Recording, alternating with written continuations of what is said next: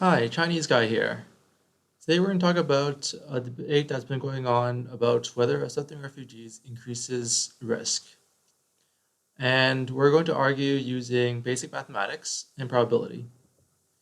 Now, some assumptions we're going to make is, well, there's only one assumption, but first we'll go over the notation. Let R equals the number of total refugees, G are the number of good refugees, and A would be the number of refugees accepted. And the only assumption we're going to make for this math to work would be that not everyone is good, quote unquote. So therefore, G less than R, or G over R between 0 and 1, non-inclusive. Now, the formula from statistics is number of good refugees is G over R. The probability of a random refugee being good is also G over R. And the probability of only good refugees accepted, if you accept A refugees, is G over R to the power of A.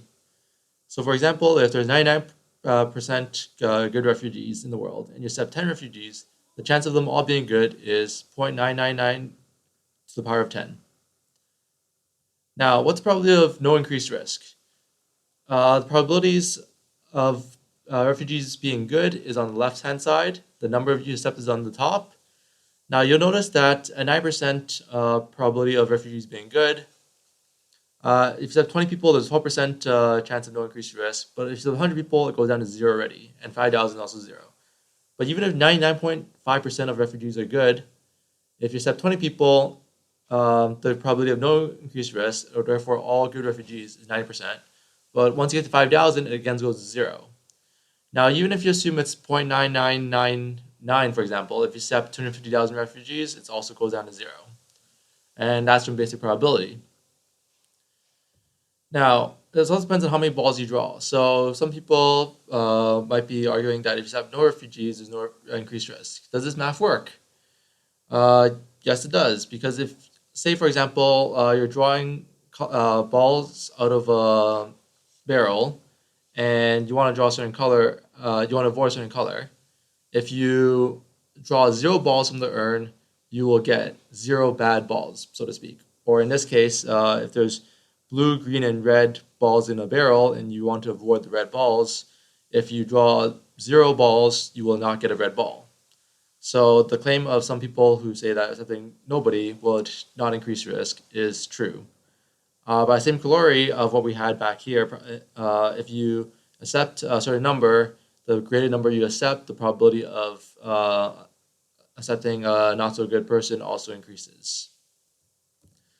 Now, does the assumption work? And the world tells us that yes, because the only way the assumption would not work is if everyone in the world is a good person. And if that was true, then it's either a really great world or the standard is quite low.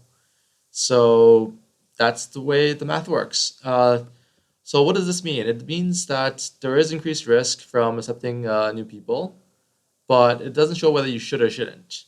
There's arguments to be made both sides, but if someone tells you that there's no increased risk of accepting refugees, then they're actually lying unless they believe that 100% of people in the world are good. If they don't believe that, then they're lying. And also politicians who say that accepting nobody does not increase risk, they're also mathematically correct. Now, all this whole presentation relies on only one assumption. Math is math. It is what it is. I'm not here to try to tell you to think one way or another way. What I'm trying to say is let the facts guide you and make your own decisions based on your own moral compass. Subscribe to the channel if you want to know more about. Actually, this is probably a one-time thing because generally I don't comment on political situations. I'm just more commenting on the probability and statistical perspective. But subscribe anyways.